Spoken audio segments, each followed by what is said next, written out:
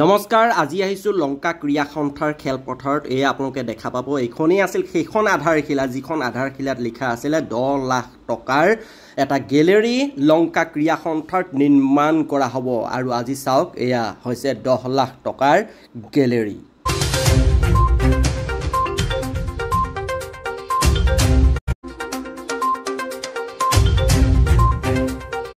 আৰু এনেদৰে বছৰ ধৰি পৰিত্যক্ত অৱস্থাত পৰি আছে লংকাৰ ক্ৰীড়া সন্থাৰ খেলপথাৰ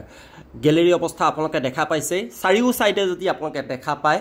বিভিন্ন ধৰণৰ গছ বনকে আদি কৰি লেতেৰা পানী জমা হয় তাৰ মানে লংকা ক্ৰীড়া সন্থাৰ উন্নতিৰ হকে উন্নয়নৰ হকে একো কোনো ধৰণৰ পেকেজ ইয়াত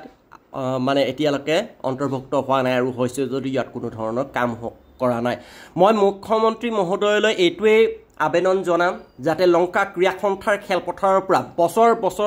বছৰ ধৰি ইয়াৰ পৰা কি হৈছে আমাৰ লংকাৰ যিসকল উদীয়মান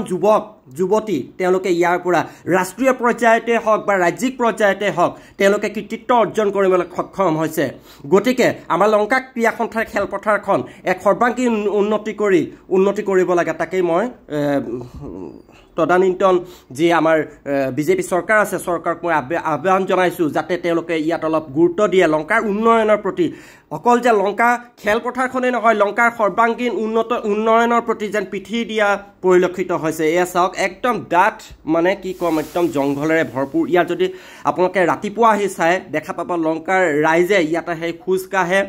আমাৰ যুৱতীসকলে ইয়াতে আহি তেওঁলোকে কসৰত কৰে ব্যায়াম কৰে নানা ধৰণৰ খেল তেওঁলোকে ইয়াতে খেলে কিন্তু ইয়াত পৰ্যাপ্ত পৰিমাণৰ খা সুবিধা নথকাৰ বাবে আমাৰ খেলুৱৈসকল ইয়াৰ পৰা বঞ্চিত হৈছে আৰু আপোনালোকে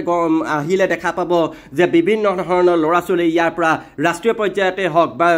ৰাজ্যিক পৰ্যায়তে হওক নানা কৃতিত্ব অৰ্জন কৰি লংকালৈ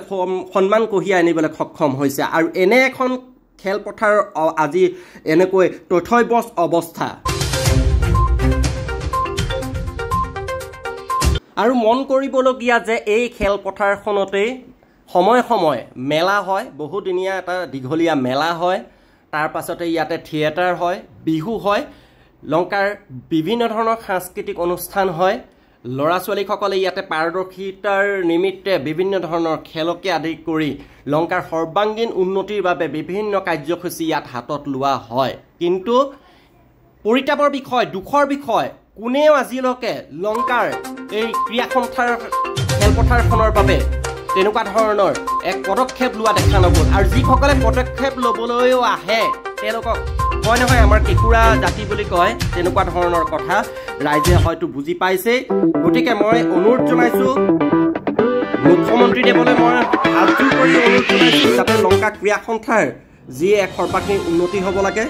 ক্ৰীড়া সন্থাৰ যি মন্ত্ৰী আছে তেওঁলৈ মই নিবেদন জনাইছোঁ যাতে লংকাত কিছু অলপ ভাল চকুৰে চাব লাগে ধন্যবাদ